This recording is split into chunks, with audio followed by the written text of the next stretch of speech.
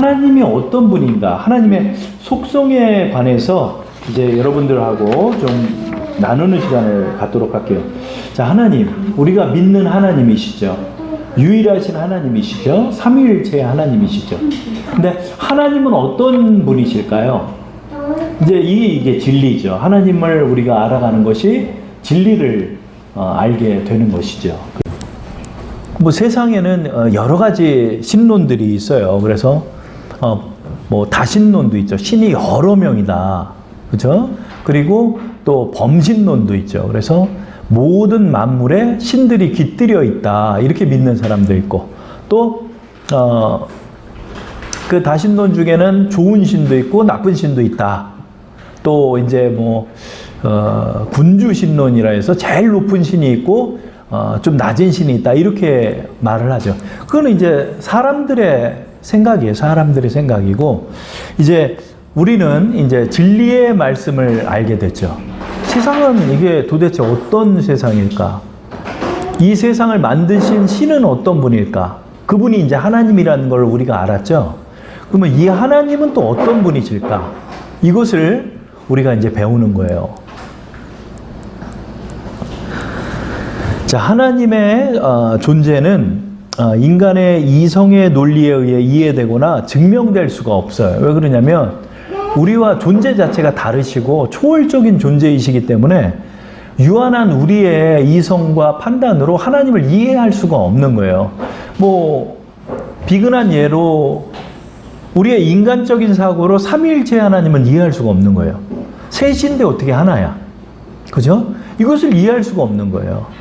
그러다 보니까 이제 여러 가지 이단 사설들이 나오기도 했죠.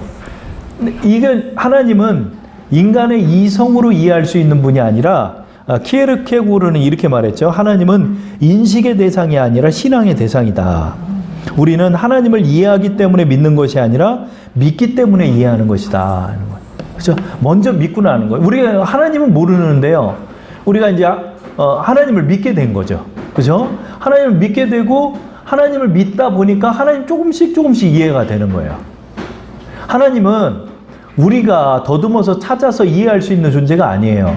그리고 하나님이 스스로를 계시하지 아니하시면 우리는 알 길이 없어요. 하나님을. 우리가 여러분 어떻게 알겠어요, 여러분? 한번 생각해 보세요. 개미가 있어요. 개미가 인간을 이해하려고 나무 위에 올라간들 개미가 인간을 이해할 수가 있나요? 할 수가 없죠. 그보다 더 초월적인 하나님을 우리가 어떻게 이해할까요? 우리 이해할 수가 없는 거죠. 성경 속에서 하나님이 자신을 계시하여 주셨기 때문에 우리는 그 성경의 말씀을 통해서 야, 이게 참신이 계셨구나. 이분이 하나님이셨는데 이분이 이스라엘에게 나타나셨구나. 이스라엘에게 나타나신 거예요. 이 존재가. 그래서 우리가 알게 된 거예요. 자, 그러면 하나님이 어떤 분이실까요? 이것을 하나님의 속성이라고 할 수 있죠. 그래서 우리가 이제 앞으로 나눌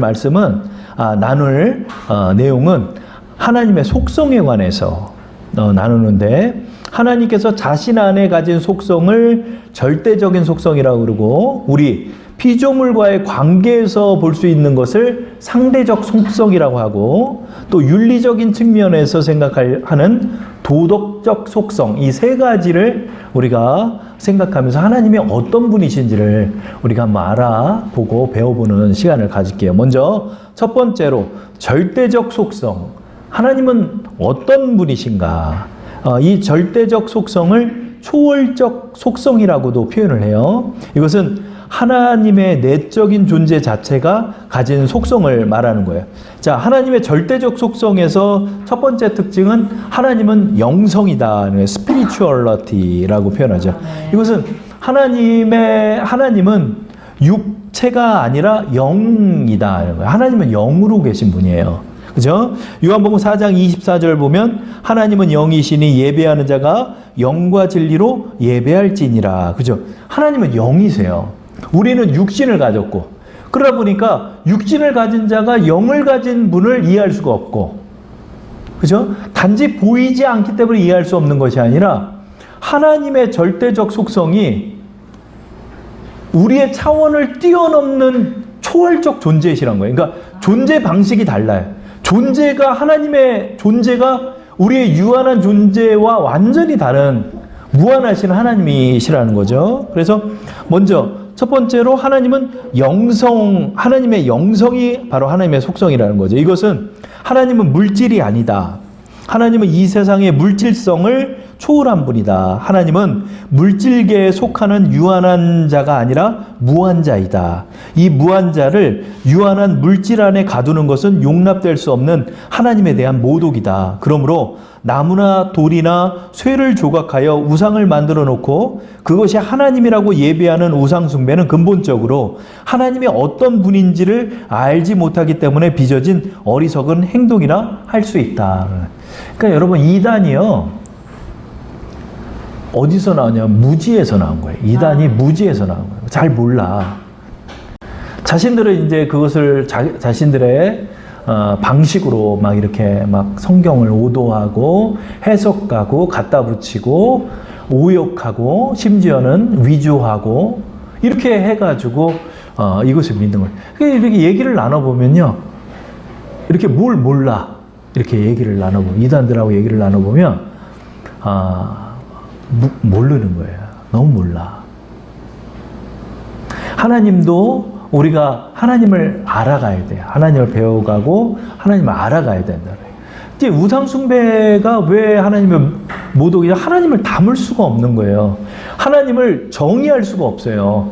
하나님은 초월적 존재로서 무한자가 되시는 거예요. 그러니까 하나님이 영이시다라는 것도 우리가 감히 이해할 수가 없잖아요. 그죠? 영이다? 그러니까 하나님이 영의 방식으로 계신 거예요. 영으로. 이것은 바로 하나님의 무한하심을 우리에게 의미하는 거죠. 그러므로 인간이 하나님의 형상으로 창조되었다는 것도 사람의 얼굴이 하나님을 닮았다는 뜻이 아니라는 거예요. 그래서 여러분이 이제 이런 것도 배워야 되는 거예요. 그래, 저도 처음에 이제 창세기 1장 27절 말씀을 보면서 이제 하나님의 얼굴을 좀 생각을 했어요. 그렇죠? 하나님의 얼굴. 근데 하나님 영이시기 때문에 하나님 얼굴이 있는 게 아니에요. 그러면 예수님은요? 예수님은 인간의 몸을 입으셨기 때문에 인간의 형상을 가지셨을 뿐이지, 하나님의 본질적 속성 안에 하나님은 영이시기 때문에 이게 뭐 손가락 발가락 뭐 이런 개념으로 우리가 이해할 수 있는 분이 아니라는 거예요. 하나님의 존재 방식이. 그렇죠? 그렇기 때문에 우리가 이제 하나님의 형상을 닮았다는 것도 하나님의 눈을 닮았고 하나님의 코를 닮았다는 뜻이 아니라 이 하나님의 속성이 우리에게 담겨졌다는 거예요. 이거는 이제 나중에 이제 설명할 길이 있는데, 이제 창세기 1장 27절에 하나님이 자기 형상 곧 하나님의 모양대로 사람을 창조하시되 남자와 여자를 창조하시고, 이것도 만약에 문자 그대로 해석을 하면 큰일 나는 거예요. 그러니까 곧 하나님의 형상대로 사람을 창조했다는 거 아니냐. 그러니까 찬미가 아빠를 닮았잖아요. 그죠? 눈이 닮았고 쌍꺼풀이 없으니까 찬미도 쌍꺼풀이 없잖아요. 이런 개념이 아니라는 거예요. 그러니까 하나님의 영이시기 때문에 하나님의 형상을 닮았다는 것, 하나님의 도덕적 형상, 하나님의 윤리적 형상, 하나님의 정치적 형상, 하나님의 이런 능력이 우리 인간에게 심겨졌다는 거예요. 그죠? 그러면 여러분, 동물은 망치질 하나요? 못하잖아요. 그죠? 동물이 누구를 다스리고 법을 만들고 하나요? 못하잖아요. 그죠? 하나님의 형상이 담기지 않았기 때문에 그래요. 이 동물에게는 그냥 본성만 주어졌을 뿐이죠. 그죠? 그러나 우리 인간에게는 하나님의 형상이 심겨져서 우리는 다스리고 만들고 또 이해하고 또 사랑할 줄 알고 자비가 있고, 이런 것이 바로 하나님의 형상이 담겨 있기 때문에 그렇다는 거죠. 그죠? 이게 하나님이 영이시기 때문에 그래요. 하나님은 육체가 아니기 때문에 얼굴이 없다.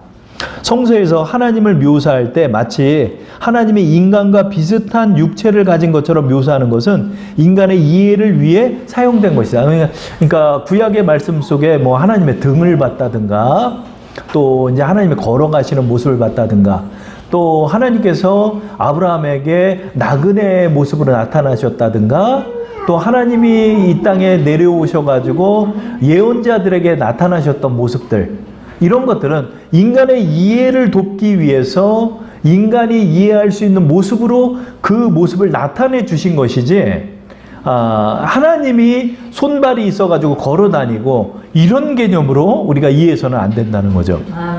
하나님이 영이시구나 하다는 거, 영이심을 우리는 이해해야 하는 거예요. 그리고 이것은 여러분 지금 오늘 이런 그 교리와 이런 내용들은 우리 서울신학대학원 전성용 교수님의 그 성령론적 조직신학의 책들을 바탕으로 해서 이렇게 만들어졌으니까 이거 저의 생각을 여러분에게 말하는 게 아니에요. 그래서 인준되었고 또 우리 신학원에서 가르치는 정통의 교리와 신학을 여러분에게 나누는 것이니까 여러분들이 그대로 배우시면 될 것 같습니다.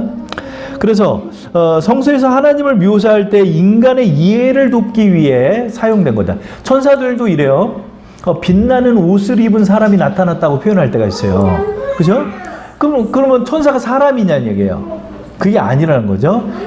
인간이 이해할 수 있는 모습으로 나타나는 거예요. 하나님의 사자로서.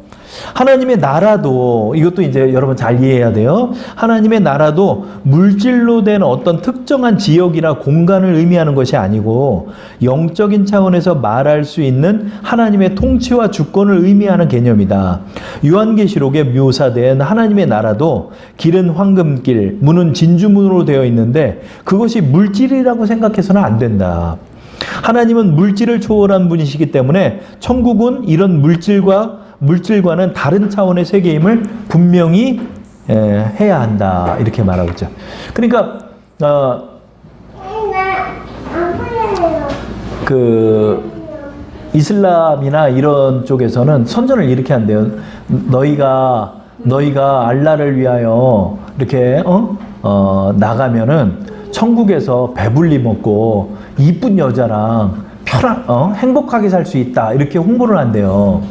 근데 여러분 천국은요 이렇게 물질의 세계로 이해하는 것이 아니에요. 여러분 물질의 세계가 아니라는 거예요. 여러분 우리도 이제 언젠가 하나님의 부르심을 받으면 죽음을 경험하게 될 거예요. 죽게 되는 거예요. 우리가 죽게 되면 우리의 영이 우리의 육신을 떠나고 예수님께서 재림하실 때 우리가 부활의 새 몸을 입고 우리가 부활할 때도 우리 또한 이 하나님과 같이 초월적인 존재로 부활하는 거예요. 인간의 이런 육신이 아니에요. 여러분 배고팠고 늙었고 연약했고 하는 이런 육신이 아닌 새로운 영적인 몸을 입고 우리가 이해할 수가 없어요. 이 하나님의 나라도 우리가 물질로 이해해서 뭐 달콤한 걸 먹었어, 뭐 맛있는 걸 먹었어 하는 우리의 육신으로 배불리 먹고 등 따스고 편하게 눕고 편하게 자고 하는 이런 육신의 안락함의 개념으로 하나님의 나라를 이해하는 게 그보다도 더 놀라운 우리의 존재 자체가 바뀌는 거예요, 여러분. 우리의 존재 자체가 하나님의 영성을 소유한 새로운 몸을 입고 우리가 감히 이해할 수 없는 세계 속에서 그러나 그것은 곳이라고 표현을 해요. 왜요? 그곳은 분명히 장소예요. 내가 너희를 위한 거처를 예비한다고 주님이 말씀했어요. 그러나 우리가 묵고 있는 맨션, 우리가 묵고 있는 아파트 이런 개념과 또 다른 개념의 거처가 된다는 거죠. 이것은 우리가 이해하지 못하지만 하나님이 그렇게 영적인 존재이시고 우리도 언젠가 부활할 때 그런 영적인 몸을 입고 하나님과 영원 복락을 누리는 그 세계가 있다는 거죠. 자, 두 번째로 하나님의 절대적 속성은 영원성이라는 거죠. 영원성, 이것은 eternity라고 표현하죠. 하나님은 무한자이다. 그분의 한계를 제한할 수 없다는 뜻이다. 이 하나님의 무한성이 시간적 측면에서 영원성이고 공간적 측면에서 광대성이다. 하나님은 자신을 스스로 있는 자라고 하였다. 그러므로 그를 있게 하거나 없게 할 수 없고 그는 시작이 없고 끝도 없다. 그렇죠? 출애굽기 3장 14절 보면 하나님이 모세에게 이르시되 나는 스스로 있는 자이니라. 또 이르시되 너는 이스라엘 자손에게 이같이 이르기를 스스로 있는 자가 나를 너희에게 보내셨다 하라. 계시록 22장 13절 보면 나는 알파와 오메가요 처음과 마지막이요 시작과 마침이라. 만약 시작이 있다면 그를 존재하게 만든 다른 실제가 있었을 것이다. 그러나 하나님은 모든 것의 창조자이기 때문에 그럴 수 없다. 그러므로 하나님은 인간의 제한된 시간과 전혀 다른 차원의 존재라고밖에 할 수 없다. 시간이란 시작과 끝이 있는 유한한 것이다. 그러나 영원이란 시간이나 공간에 의해 규정되지 않는 무한한 것이다. 영원이란 끝없는 시간이 아니다. 그렇죠?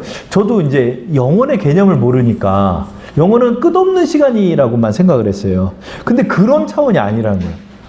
시간이 끝없이 계속되는 시간의 무한한 연장이 아니라 시간과 전혀 다른 차원의 하나님의 시간성의 영원이다. 말이 좀 어렵죠. 그렇죠? 시간을 뛰어넘는 존재라는 거예요. 하나님께서는 시간이라는 한계를 초월하는 것이 영원이다. 영원에는 과거와 현재와 미래가 나누어지지 않는다. 어거스틴의 표현대로 영원한 현재가 있을 뿐이다. 앞으로 부활 후 영원한 하나님의 나라에 들어가면 우리도 이 영원성을 경험하게 될 것이다. 그렇죠? 이 영원성이라는 게 뭘까요? 그렇죠? 근데 하나님이 영원하신 분이에요. 무한하신 분이라는 거예요. 하나님이. 그렇죠?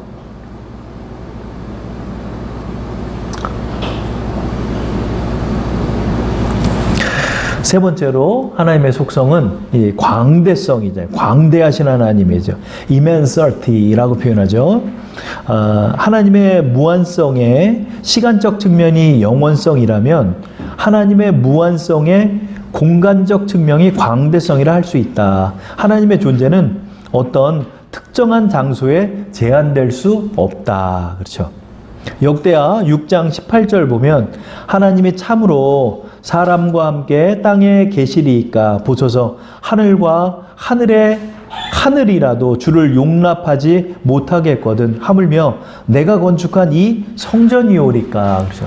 성전을 이제 건축하면서 이 성전 안에 하나님을 가둘 수가 없는 것이고 이 성전 안에 하나님을 제한할 수 없는 것이고 하늘의 하늘이라도 하나님을 제한할 수 없다는 거예요. 하나님 광대하신 분이라는 거예요.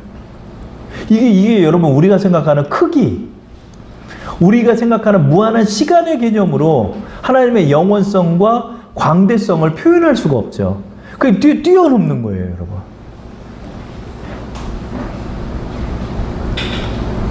어디에 깃들어 있다는 그런 개념이 아니에요. 이걸 광대하신 하나님, 광대하신 하나님. 이 광대성을 우리가 이해할 수가 있나? 하나님의 광대하심을 이해할, 하나님 그렇게 커요? 그런 개념이 아니에요. 하나님 광대하시다는 하나님.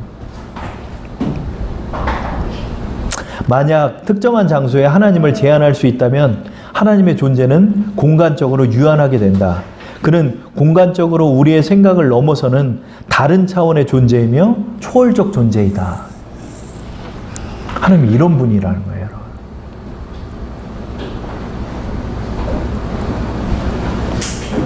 네 번째로 하나님은 어떤 분이실까요? 불변성을 갖고 있다는 거죠. 그렇죠? 그 네 개의 말씀 우리 장로님 한번 읽어줘 보세요. 저는 한결 같으시고 주의 연대는 우웅하리이다. 계속 읽으세요. 나 여호와는 변하지 아니하나니 그는 변함도 없으시고 회전하는 그림자도 없으니라. 예수 그리스도는 언제나 오늘이나 영원토록 동일하시니라. 아멘. 그렇죠. 이게 하나님의 불변성을 표현하고 있는 것이죠. 하나님의 본질이나 속성 또는 그의 목적은 변하지 않는다. 이 세상에 있는 모든 것들은 변하지 않는 것이 없다. 사람의 생각도 변덕스럽다. 그러나 하나님은 변하지 않으시고 항상 똑같으시다. 아유, 하나님 좀 비가 이제 믿음이 좀 연약할 때, 내가 하나님 앞에 나갈 때 이제 하나님께서 좀 응답 안 해주시는 것 같으면 나를 안 사랑하는 것 같고, 그런데 여러분 하나님의 속성은 어떠다? 불변하신다는 거예요. 불변하신. 그렇죠? 그래서 변하지를 않는 거예요. 하나님은 영원히 사랑이시고 영원히 자비하시고 영원히 긍휼하신 하나님이라는 거죠. 그러니까 이제 나중에 이제 도덕적 속성을 다룰 때 이제 하나님의 사랑과 하나님의 자비 이런 것들이 나오는데 하나님이 좋으신 분이라는 게 이제 하나님의 도덕적 속성이죠. 근데 하나님 이런 것들이 변하지 않는 거예요, 여러분. 여러분을 처음 만났을 때만 사랑했고 좀 지나서 나를 사랑하지 않고 이런 게 아니에요. 언제나 동일하게 사랑하시고 어제나 오늘이나 내일 변하지 않는 하나님이시라. 영원토록 동일하신 하나님. 그죠? 그래서 하나님 불변하시라. 변하지 않으세요, 여러분. 세상에서는 마음이 변하고 세상에서는 뜻이 변하고 세상에서는 속이고 세상에서는 달라지고 세상에서는 변색되지만 하나님은 불변하시다는 거예요. 이게 하나님의 속성이에요. 하나님은 불변하시는 하나님이라는 거예요. 다섯 번째 마지막으로 하나님께서는 어떤 분이다? 완전하신 perfection이라고 완전성을 갖고 계시다는 거죠. 하나님의 존재는 그의 모든 행위와 역사와 삶에 있어서 아무런 잘못됨이나 결함이 없이 완전하시다. 그렇죠. 우리 요 세 말씀도 한번 읽어줘 보세요. 세 말씀 읽어줘 보세요. 하늘에 계신 너희 아버지의 온전하신 것 같이 너희도 온전하라. 하나님의 도는 완전하고 여호와의 말씀 정리하고 여호와의 율법은 완전하여 영혼을 소생케 하고 여호와의 증거는 확실하여 우둔한 자로 지혜롭게 하며. 아멘. 자, 하나님께서 온전하신 같이 너희도 온전하고 하나님의 도는 완전하고 하나님의 말씀은 정리하고 또 여호와의 율법은 완전하여 영혼을 소성케 하고 여호와의 증거는 확실하여 우둔한 자로 지혜롭게 하며. 하나님 완벽하다는 거예요. 그러니까 여러분 일이 뒤틀렸을 때 이건 뭐 하나님 실수했나? 여러분이 또 여러분 뜻대로 좀 뭐가 안 될 때, 또 내가 생각하는 거랑 전혀 다르게 흔들릴 때 뭔가 하나님께서 미스하신 것 같고 하나님께서 뭔가 실수하신 것 같고 하나님께서 뭔가 뒤틀려지게 됐다면 하나님 뭔가 부족해서 그렇게 느껴질 때가 있어요. 그죠? 근데 뭐라고요? 하나님은 어떤 분이다? 하나님 완전하신 분이에요. 하나님의 뜻은 완전하고 하나님의 인도는 완전하고 하나님의 법도 완전하고 하나님의 운영하심도 완전하고 하나님은 완벽하시고 완전하신 하나님이라는 사실을 여러분이 기억해야 돼요. 그러니까 우리를 이끌어 주시고 우리를 인도하시는 모든 길도 어떻다? 완벽하다는 거예요. 퍼펙션하다.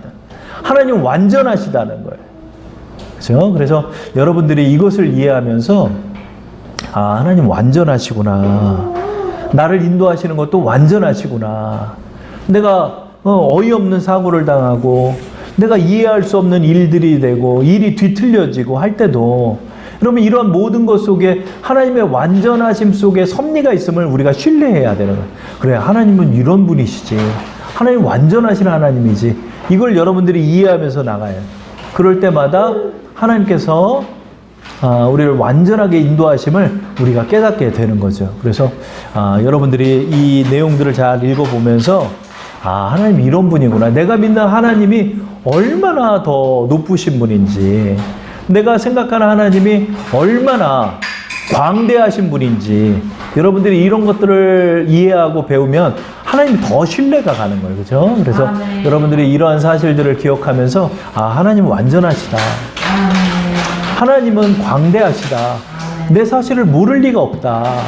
하나님은 불변하신다. 하나님 변하시지 않는 나를 여전히 사랑하신다. 그렇죠? 하나님께서는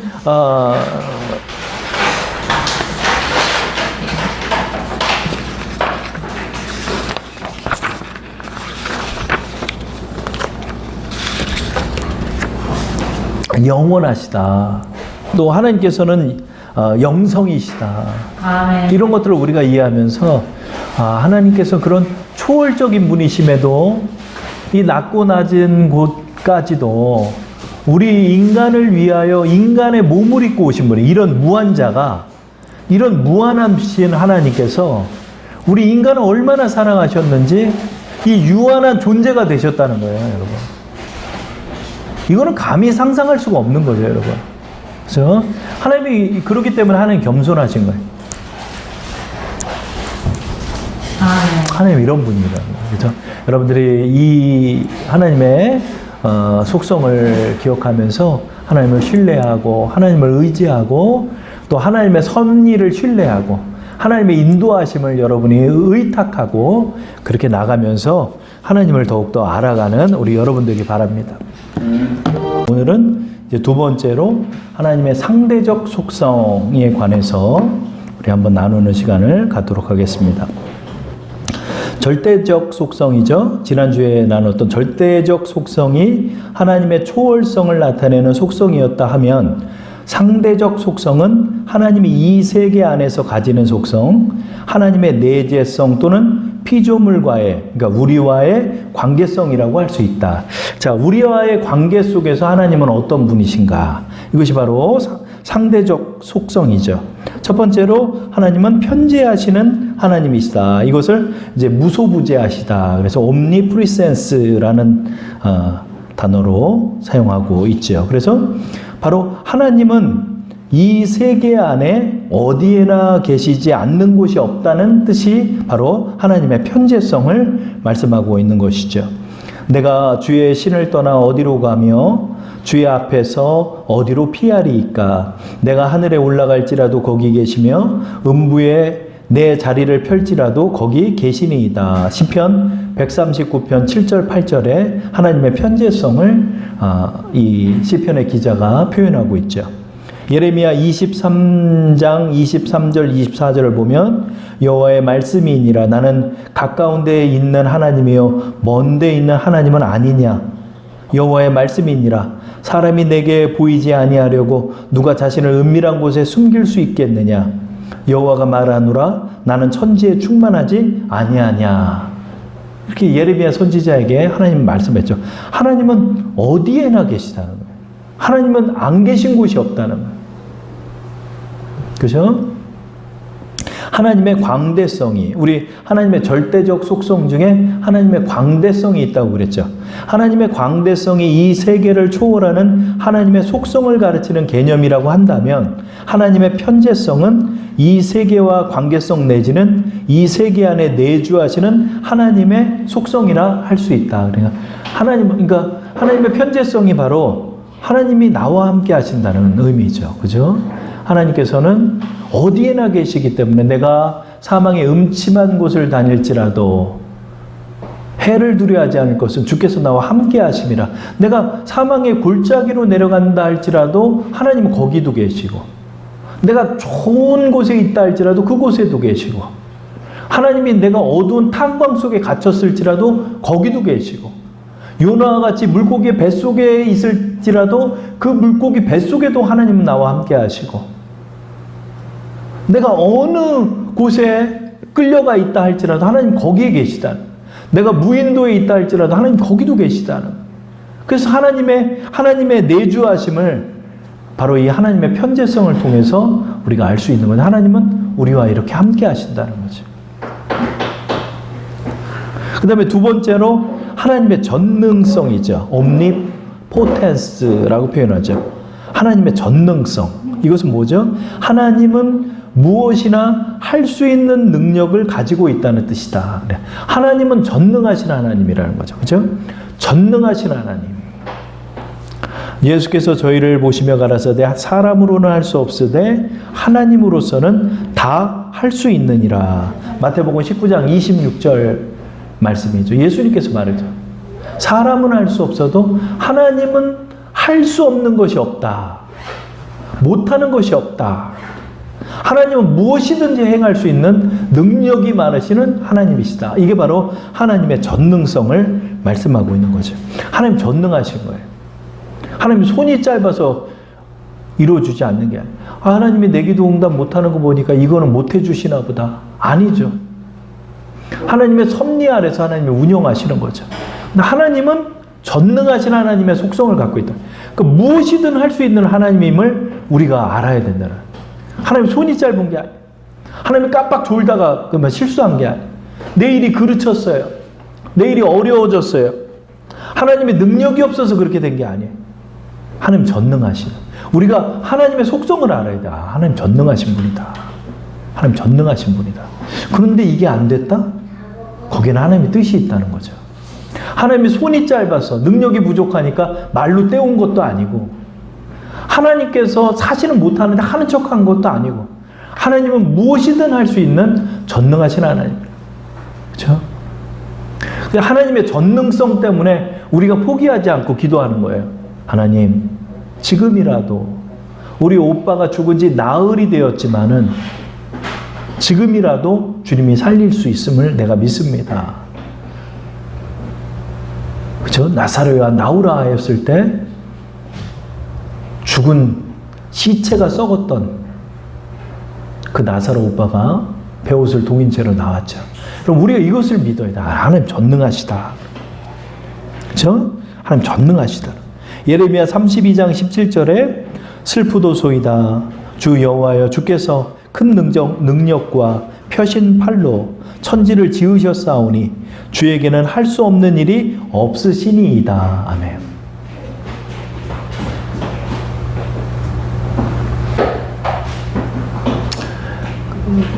아이들에게 가끔 아이들이 이렇게 누워있을 때 다리를 이렇게 잡아가지고 거꾸로 이렇게 들어줘요. 그러면 아이들이 되게 좋아해요. 또 오늘 아침에 아이들이 이제 밥을 한 숟갈을 먹여줬어요. 이렇게 먹여줬더니 아이들이 이렇게 씻고 있는 거예요. 근데 찬영이를 거꾸로 이렇게 딱 들었어요. 거꾸로 들었는데 찬영이가 그거 먹으면서도 거꾸로 있으면서도 그걸 먹는 거예요. 근데 문득 그런 생각이 들더라고요. 야, 진짜 사람은 신기하다. 어떻게 거꾸로 들었는데 밥알을 삼켜서 밑으로 내릴 수가 있지? 그런 생각이 문득 제가 들은 거예요. 여러분, 그것도 정말 뛰어난 기술력 아니에요? 여러분, 거꾸로 세웠는데 어떻게 꼴깍 이렇게 하고 밥알을 씹었는데 그게 이렇게 넘어가요. 물론 이제 계속 그러면 얹힐 수가 있겠지만은 그걸 가만히 제가 들면서도 어느가 이렇게 씹으면서 거꾸로 있으면서 씹는 거야.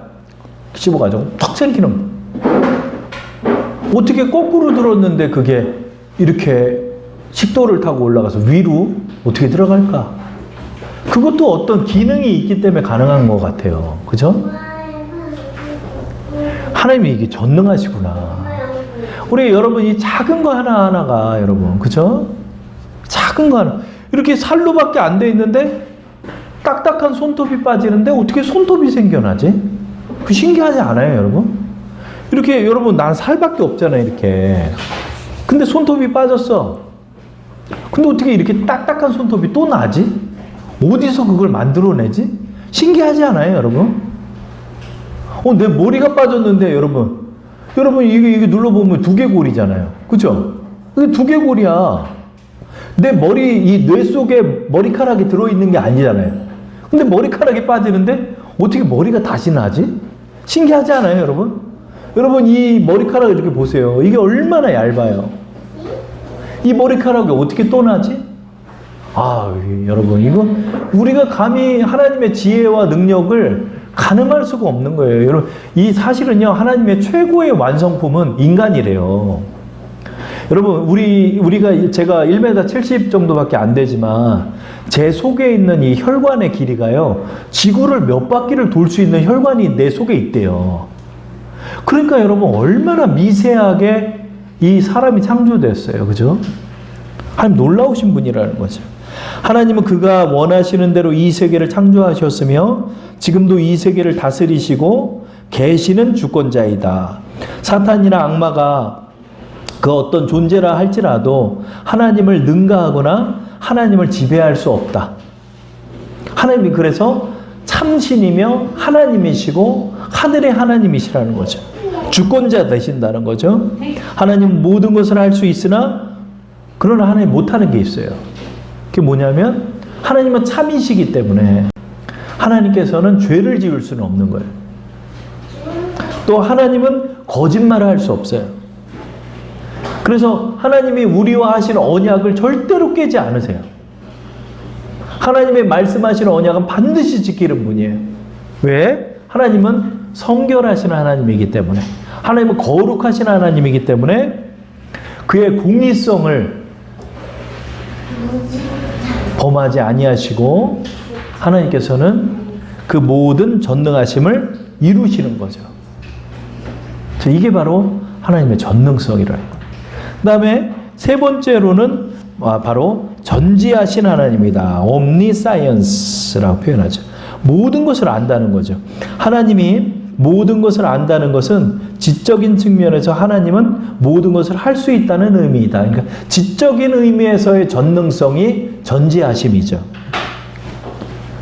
우리 주는 광대하시며 능력이 많으시며 그 지혜가 무궁하시도다. 시편 147편 5절이죠. 지혜가 무궁하다는 거예요. 바다의 모래알보다 지혜가 많으시다는 거예요. 하나님은 우리의 머리털까지 센다고 하였다. 그러므로 우리는 아무것도 하나님께 숨길 수 없다. 하나님이 다 하시는 거예요, 여러분.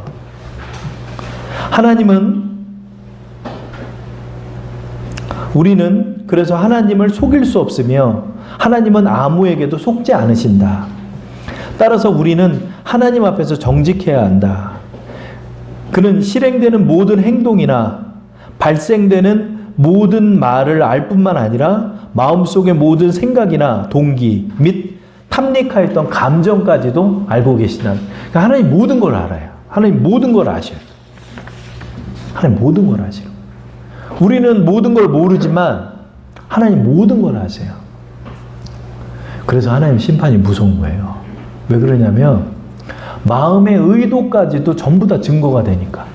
아멘. 하나님이 전부 다 지금 알고 계시기 때문에 여러분 생명책과 행위록에 기록된 것은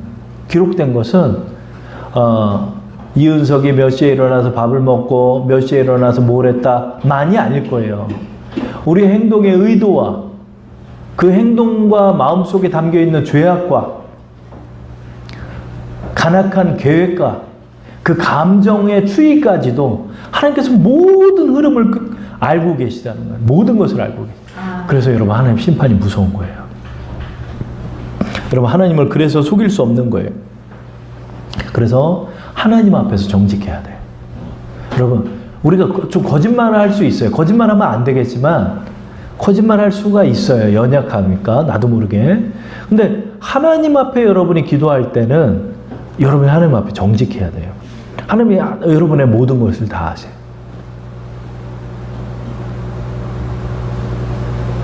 아유, 그러면 목사님, 뭘 다 아는데 기도를 합니까? 내가 기도하기 전에 내가 기도할 거 다 아시는데 왜 기도합니까? 그렇죠? 다 아시지만 내 입술을 열어서 기도하게 하시는 거예요. 왜냐하면 내가 기도해야 사니까. 내가 기도해야 하나님과 영적 교감을 이루는 거예요. 내가 기도해야 하나님은 그 말을 듣고 나의 정직성을 인정하시는 거예요. 말과 뜻과 생각과 행동이 일치하는 것이 정직함이에요. 그러니까 하나님께서 우리에게 말을 하게 하시는 거예요. 그 말을 듣고 응답해 주시는 거예요, 하나님은. 그렇죠? 그래서 여러분들이 이걸 기억하면서 하나님의 오늘 상대적 속성에 대해서 나눴고, 이제 다음에는 마지막으로 하나님의 윤리적 속성. 그래서 하나님의 이 도덕적 속성의 의미를 우리가 알아야죠. 그래서 하나님이 이런 능력이 다 있는데 하나님의 도덕적 윤리적 속성이 악하다. 그러면 여러분 우리는 무서운 거예요. 그렇죠? 우리는 무서운 거예요. 하나님이. 그러나 하나님의 윤리적 속성은 사랑이고 거룩하심이고 또 겸손하심이고 이런 의미들을 우리가 다음에 또 나누도록 하겠습니다. 그래서 오늘 하나님의 편재성과 전능성과 전지하심에 대해서 우리가 나눴어요. 하나님 이런 분이라는 거예요. 그렇기 때문에 하나님은 우리의 기도에 응답하지 못할 게 없다는 사실을 여러분이 기억하셔요. 아멘. 그리고 그걸 믿으세요. 그러면서 기도하고 나갈 때 하나님께서 하나님의 전능하심을 여러분에게 보이셔서 하나님 영광 받으실 거예요. 그래서 하나님 앞에 의지하면서 기도하시기 바랍니다. 하나님의 절대적 속성과 하나님의 상대적 속성을 우리가 나눴고, 오늘은 하나님이 이 상대적 속성 속에 있는 도덕적 속성은 어떤 분이신가에 관해서 우리 한번 나눌게요. 자, 도덕적 속성, 상대적 속성 가운데 특별히 인간과의 관계에서 생각할 수 있는 하나님의 속성을 도덕적 속성이라고 말한다. 하나님의 도덕적 속성은 결국 그리스도인들이 도달해야 할 윤리적 목표라 할 수 있다. 자, 이제 하나님은 어떤 분이신가? 그죠? 하나님은 어떤 또 성품의 하나님이시고, 하나님은 어떤 속성을 갖고 계실까? 첫 번째, 하나님의 도덕적 속성은 하나님은 거룩한 하나님이시다. 그죠? 이걸 또 성결이라고도 표현하고, 영어로는 홀리니스라고 표현하죠. 그래서 이사야서 6장 3절 보면 서로 창화하여 가로되 거룩하다 거룩하다 만군의 여호와여 그 영광이 온 땅에 충만하도다. 하나님 거룩하신 하나님이라고. 자, 거룩하다는 것은 무한히 다르고 무한히 위대하다는 뜻이다. 하나님의 거룩성의 특징 세 가지는 첫째, 하나님 안에 있는 거룩은 기원이 없고 유례가 없는 도덕적 우수성의 완전함이라는 것이다. 하나님의 거룩은 다른 어떤 것과도 비교될 수 없는 완전성과 우월성을 가지고 있다고 하였다. 둘째, 거룩은 하나님 자신의 행동 원리이다. 이것은 하나님은 스스로 거룩할 뿐만 아니라 거룩한 행위를 한다는 것이다. 셋째, 거룩한 하나님은 피조물을 위한 표준이다. 하나님이 거룩하기 때문에 피조물도 거룩해야 하는 이유가 여기 있다. 피조물이 거룩해질 수 있는 길은 예수 그리스도의 속죄를 통해서만 가능하다. 하나님이 이제 거룩한 하나님이라. 이 거룩한 하나님의 속성을 갖고 계시기 때문에 하나님의 행동의 목적은 거룩함이에요. 하나님이 이제 거룩한 행동을 하는 거예요. 근데 여러분, 우리 인간들은 그렇잖아요. 말은 이렇게 그럴듯하게 하면서 행동은 다르고 이러잖아요. 그러나 하나님은 완전하신 하나님이시고 도덕적으로도 완전한 하나님이시고 공의로우신 하나님이고 정의로우신 하나님이기 때문에 하나님은 이 도덕적 완전성을 가지고 계시고 위대하시며 또 완전하시기 때문에 이 원리를 가지고 하나님은 행동하신다는 거예요. 뿐만 아니라 하나님이 창조하신 피조물에게도 하나님의 거룩함은 표준이 되어서 우리 또한 하나님의 거룩 안으로 들어가고 거룩한 삶을 우리가 지향하고 살아가야 되는 거예요. 그렇죠? 하나님의 거룩성이 불의를 용납할 수가 없는 거예요. 하나님의 거룩성은. 하나님의 거룩함이, 여러분, 하나님의 거룩함이 단 1%의 불순물도 들어갈 수 없는 거룩함인 거예요. 하나님의 이 완전성을 갖고 계시다는 거예요. 그렇기 때문에 하나님께서 우리 인간을 성결케 하시려고 예수 그리스도께서 이 땅까지 내려오셔서 죽으신 데는 그 목적이 있다는 거예요. 그 목적이 뭐죠? 하나님의 거룩하심 때문에 그런 거예요. 우리를 거룩한 길로 이끄셔야 하는 거예요. 거룩성, 성결은 하나님을 가장 하나님 되게 하는 특징인 그의 신성과 거의 동의어로 사용된다. 오늘날 성결은 단지 도덕적 무음이나 교리적인 자세로만 생각하고 있으면 성결의 개념에 대한 오해이다. 그래, 우리 이제 도덕적으로 좀 흠이 없는 것만 성결이라고 생각하잖아요. 그죠? 거룩함도 그렇게 생각. 그러나 여러분, 이 거룩은 하나님의 신성과 동의어가 될 정도의 하나님의 완전성을 표방하는 거죠. 그죠? 그래서 이사야서 5장 16절에 오직 만군의 여호와는 공평함으로 높임을 받으시며 거룩하신 하나님은 의로우심으로 거룩하다함을 받으시리니. 그러니까 하나님의 거룩성은 하나님의 의로우심을 또 뜻하는 거죠. 그렇죠?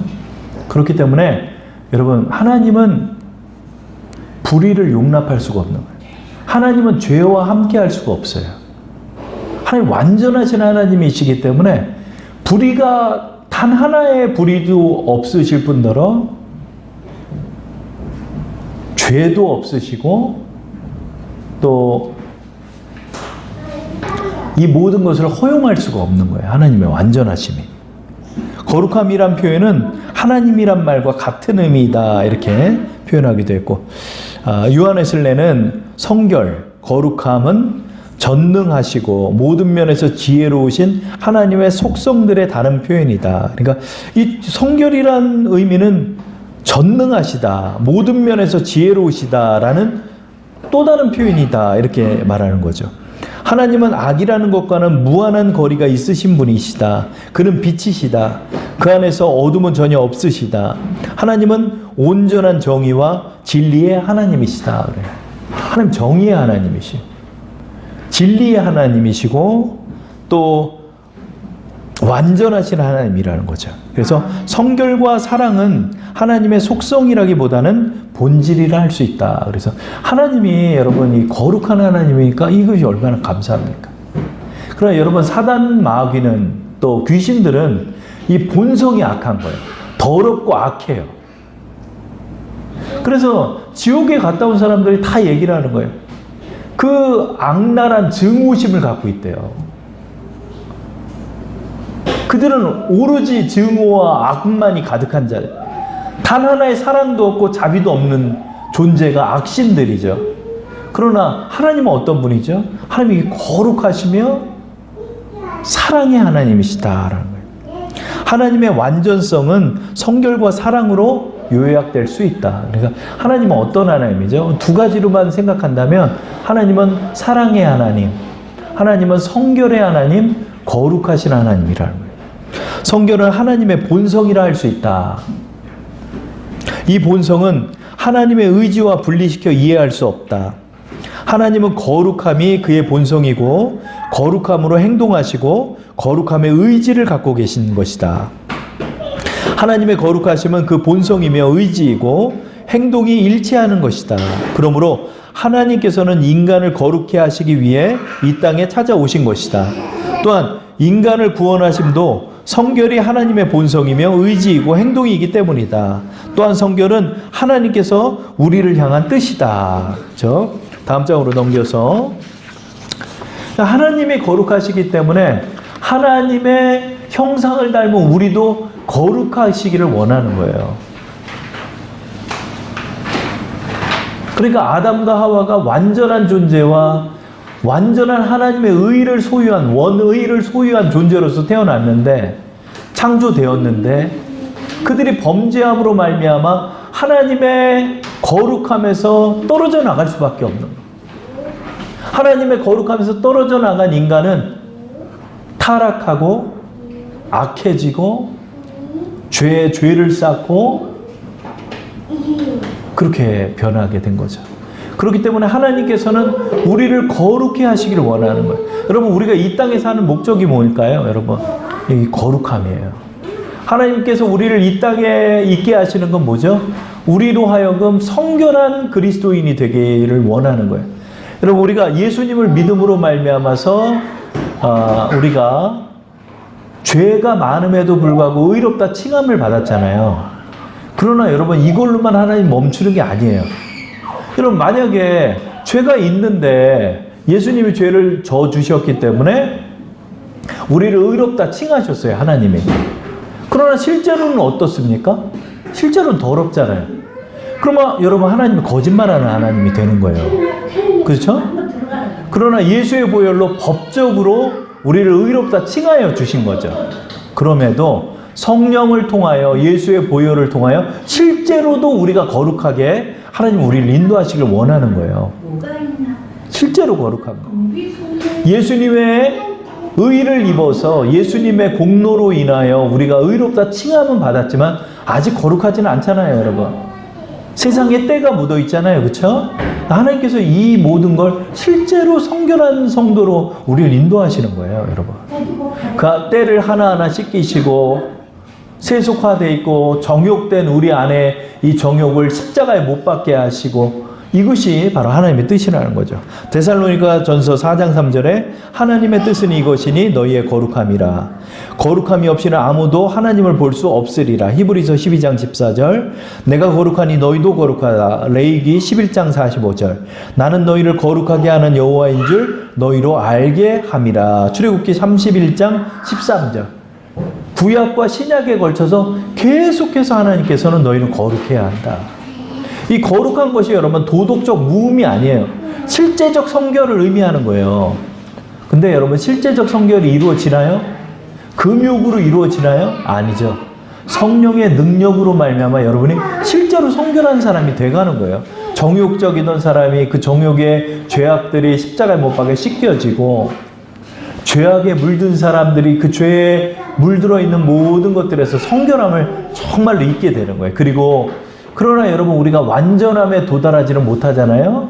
그럼 우리가 죽게 되면은 호련히 우리가 거룩한 존재로 하나님 우리를 변화시켜 주신대요. 그래서 여러분이 천국에 들어가는 거예요. 여러분, 죄가 묻어 있는데 여러분 천국에 들어가지 못해요. 진주문을 열고 천국에 들어가는 게 아니에요. 성령을 통하여서 우리가 거룩하게 되고요. 그리고 여러분, 우리가 죽었다가 예수님의 호령나팔 소리와 함께 새 몸을 입고 부활할 때 하나님께서 여러분을 거룩한 존재로 변화시켜 주시는 거예요. 그러므로 성결은 하나님 또는 신성과 같은 의미이다. 이는 우리가 왕을 폐하라고 부르는 것처럼 성서는 하나님을 거룩이라 부른다. 이 성결은 자주 영광으로도 표현된다. 그래서 하나님의 거룩성에 대해서 여러분이 아셔야 돼요. 근데 거룩성을 도덕적 무음의 개념으로만 생각할 게 아니에요. 그것이 아니라 하나님의 완전성과 하나님의 위대하심과 하나님의 영광을 표현하는 그런 언어라는 거죠. 그래서 하나님의 거룩하심을 여러분이 기억하고, 두 번째로 하나님의 속성 두 번째는 뭐다? 하나님은 사랑이시다. 하나님의 사랑은 하나님의 계시의 가장 높고 가장 완전한 표현이다. 그래서 요한일서 4장 16절에 하나님은 사랑이시라 이렇게 표현했죠. 그리고 사랑은 인간 때문에 가장 높고 가장 완전한 표현이기도 하다. 만일 우리가 서로 사랑하면 하나님이 우리 안에 거하시고 그의 사랑이 우리 안에 온전히 이루어지느니라. 요한일서 4장 12절 말씀하죠. 하나님 사랑이에요. 하나님 사랑. 근데 여러분이 하나님의 속성이 사랑이라고 그래서 이것을 인간적인 사랑의 개념으로 이해하면 안 돼요. 그래서 하나님의 사랑의 개념을 여러분이 이해하셔야 돼요. 성경에서 사랑보다 더 강조된 하나님의 속성은 없을 것이다. 하나님은 멀리 떨어져서 우리를 향해서 손짓하면서 나에게 오라고 말씀하는 분이 아니다. 우리가 하나님께 갈 수 없기 때문에 우리에게 찾아오셔서 나를 안아주시고 내 짐을 대신 져주시고 나를 업어 가시는 분이시다. 이러한 하나님의 적극적인 희생의 행동을 사랑이라고 말한다. 예수 그리스도가 십자가에 달려 죽으신 것은 하나님의 사랑의 극적인 표현이며, 이 사랑을 받은 사람은 하나님의 사랑을 더 이상 의심할 수 없으며 그 사랑을 거부할 수 없는 것이다. 그렇죠? 그러니까 하나님께서 인간의 몸을 입고 이 땅에 내려와서 자신이 창조한 피조물과 같은 몸을 입고 와서 그 피조물을 위해서 신이 십자가에 못 박혀서 죽으신 거예요, 여러분. 여러분, 이거는 말도 안 되는 거예요. 말도 안 돼요. 하나님의 사랑의 극치라 할 수 있는 거죠. 그렇죠? 하나님이 얼마나 사랑하시는 분인지 우리가 이것을 기억해야 하는 거예요. 하나님의 사랑. 그러나 이제 하나님의 사랑 안에는 정의와 공의가 있고, 하나님의 사랑 안에는 하나님의 거룩하심과 완전하심이 있는 사랑이에요. 그렇기 때문에 하나님께서는 사랑하시기 때문에 인간의 죄를 유야무야할 수 없고, 눈 감을 수 없고, 없는 척 할 수 없고, 거짓말할 수 없고, 또 죄를 지은 인간을 사랑하지만 죄를 지었다면 심판하는 것이 하나님의 사랑이에요. 하나님의 사랑의 개념을 인간적인 개념으로 이해하면 이해가 안 되는 거예요. 그래서 예전에 그 한 청년이, 고등부의 청년이 이런 질문을 했는데 목사님 대답을 못했대요. 아니, 하나님 사랑이라면서요, 출애굽기예요. 민족들을 그렇게 다 한 사람도 남기지 말고 다 죽이라고 그래요. 하나님 사랑이라면서요. 현대인들도 그런 얘기를 많이 해요. 하나님 사랑이라면서 왜 지옥을 만들었어요? 하나님 사랑이라면서 왜 인간을 심판해요? 이렇게 얘기를 하고. 여러분, 하나님의 사랑이라고 그래서 하나님의 사랑이 있다 할지라도 하나님의 사랑의 개념을 그렇게 덮으면 안 돼요. 우리 인간들은 그래요. 내 아들이 살인마예요. 내 아들이 살인마인데 그 어머니가 사랑해요. 그 아들을 숨겨줄 수 있어요. 그러나 여러분, 이런 개념으로 이해해서는 안 되는 거예요. 하나님의 사랑은 정의와 공의가 있어요. 그렇기 때문에 하나님이 사랑한다 할지라도 죄는 허용될 수 없어요. 죄라면 하나님의 정의와 공의 앞에 심판을 받는 것이 하나님의 사랑이에요. 그들이 왜 도발됐죠? 죄인이기 때문에 도발된 거예요. 하나님 심판을 받은 거예요. 하나님이 사랑이라면서 심판하지 못하는 게 아니에요. 하나님 사랑 속에 하나님의 정의가 있는 거예요. 여러분이 이 하나님의 사랑의 개념을 정확히 이해를 해야 돼요.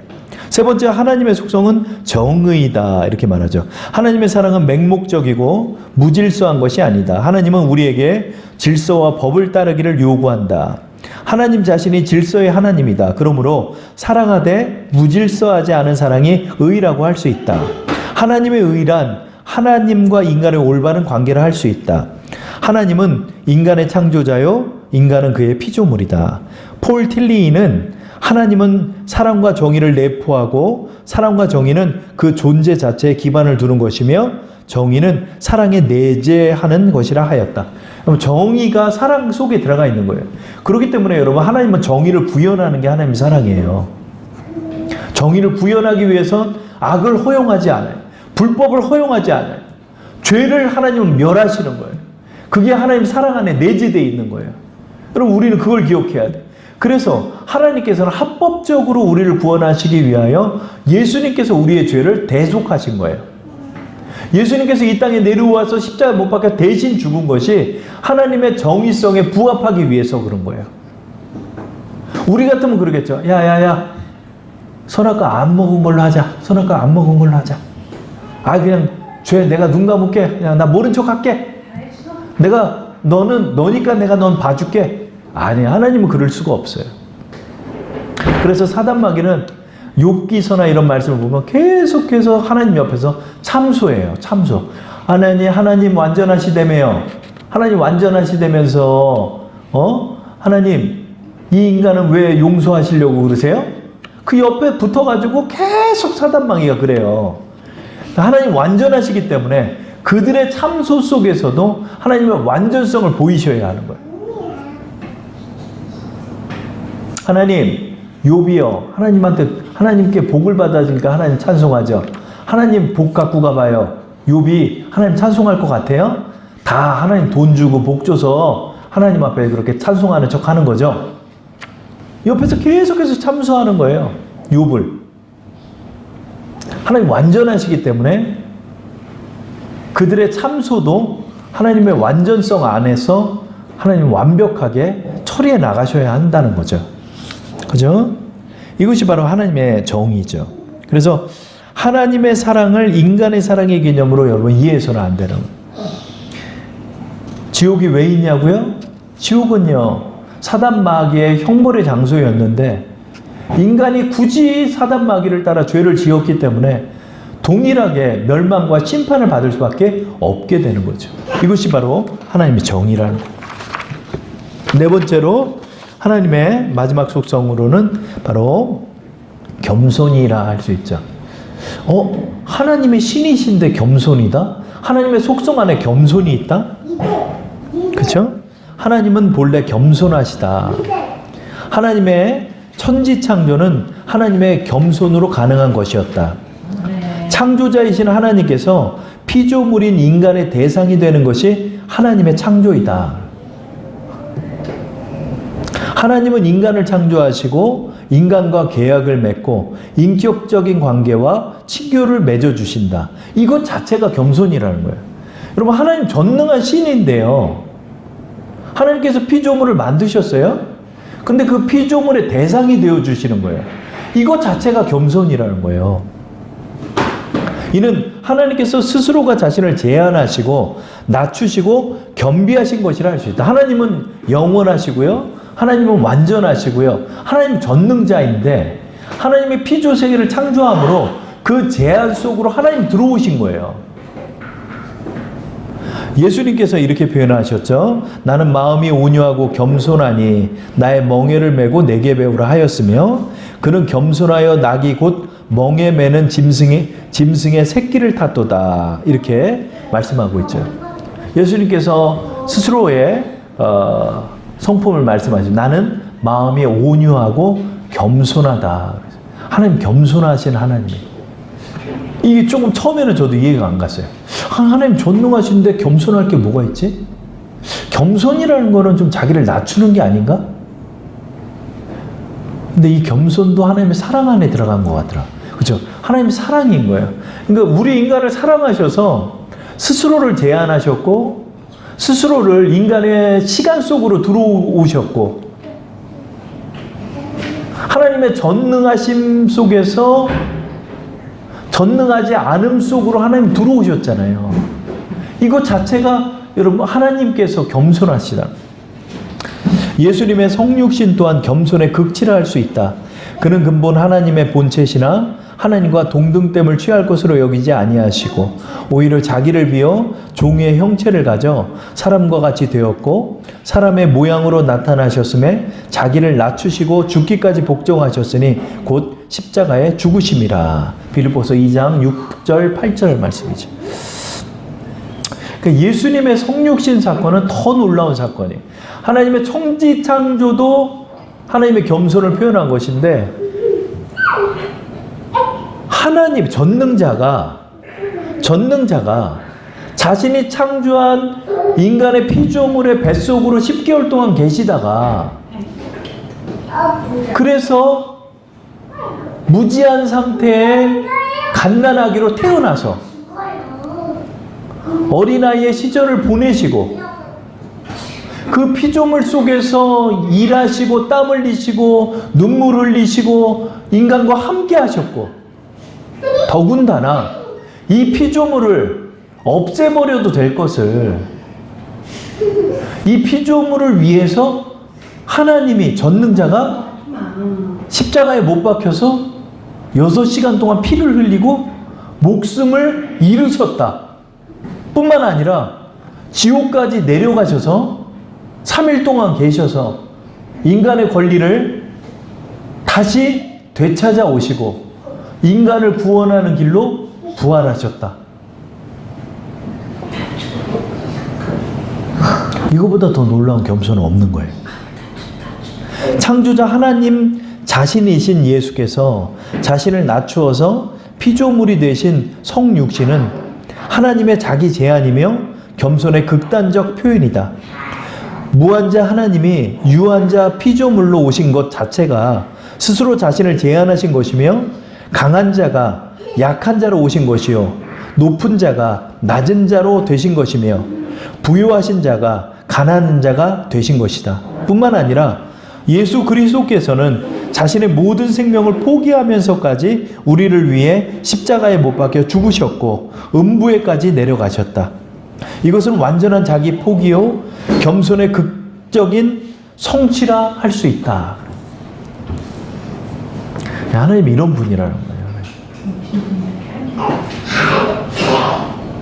하나님의 사랑과 하나님의 거룩하심과 하나님의 정의와 하나님의 겸손을 우리가 오늘 보았죠. 그래서 여러분 우리는 하나님을 찬송하는 거예요. 여러분. 하나님의 이 성품을, 하나님의 이 본성을 우리가 보면서 얼마나 감사합니까? 죄인은 우리를 위해서 십자가에 못 박혀 죽으시고 우리를 구원하셨고 우리를 사랑하시고, 그러니까 하나님께서 우리를 인도하는 모든 그 행동의 동기는 사랑이라는 거예요. 그래서 우리가 하나님을 신뢰할 수 있다는 거예요. 그리고 우리를 인도하시는 모든 길은 바로 성결을 향하여 우리를 걷게 하시다. 왜냐하면 여러분 우리가 이제 영원자와 함께 전능자와 함께 영원한 세계로 들어가는 날이 오잖아요. 여러분 이 놀라운 영광의 날이 오는 그날을 위해서 여러분 우리로 하여금 성결한 주의 백성, 주의 자녀로 지금도 여러분을 인도하고 계신 거예요. 그래서 여러분이 여러분 스스로를 발견하면서 성령의 능력으로 성결케 되고 거룩하게 되어서 여러분 신랑 대신 예수님을 맞이할 준비를 하면서 사는 거예요. 여러분. 그럼 우리가 뭘 위해서 사나요? 그렇죠? 우리가 뭘 위해서 살까요? 뭘 위해서 살까요? 이 세상의 영광과 이 세상을 위해서 사나요? 아니죠. 거룩하신 하나님을 만나기 위해서 사는 거예요. 거룩하신 하나님을 만나는 것을 대망하며 살아가는 성도예요, 여러분. 우리가 이 땅에서 이 복된 소식을 조금 더 전하고 조금 더 우리가 구원할 수 있게끔 노력하고 우리에게 맡기신 사람들과 함께 성결한 백성이 되어 저 영원한 세계로 들어가는 거예요, 여러분. 여러분, 우리의 소망이 거기 있는 거예요. 이 세상 살아가면서 물질도 필요하고 건강해야 하고 또 우리 자녀들을 또 잘 양육하고 이런 여러 가지 목적이 있지만 궁극적으로는 우리 하나님 나라를 우리가 이 거룩하신 하나님을 배움는 그날을 바라보면서 우리가 사는 거예요, 여러분. 하루하루를 그날을 대망하면서 사는 거예요. 여러분, 우리가 늙어가며 우리가 쇠퇴해져 가고 우리가 죽어가지만 여러분, 우리가 죽고 난 다음에는 이 하나님을 만나 뵙는 거예요. 이 거룩하신 하나님, 우리 거룩하신 우리 주 예수 그리스도, 우리가 이분들을 만나는 그날을 바라보면서 하나님을 사랑하고 하나님을 찬송하고 하나님을 의지하고 하나님이 원하시는 뜻을 실행하는 거예요. 그 뜻이 바로 거룩이죠. 성결이죠. 그래서 여러분, 이 하나님의 속성을 바라보면서 하나님 좋으신 하나님, 그 결론은 그거더라고요. 좋으신 하나님, 좋으신 하나님, 좋으신 하나님, 참 좋으신 나의 하나님. 하나님 결국은 하나님은 어떤 분이실까? 우리가 3주에 걸쳐서 이 질문을 했죠. 하나님 좋으신 하나님이라는 거. 여러분, 이걸 기억하면서 하나님 의지하시고 하나님만 바라보시고 그렇게 나가시길 바랍니다.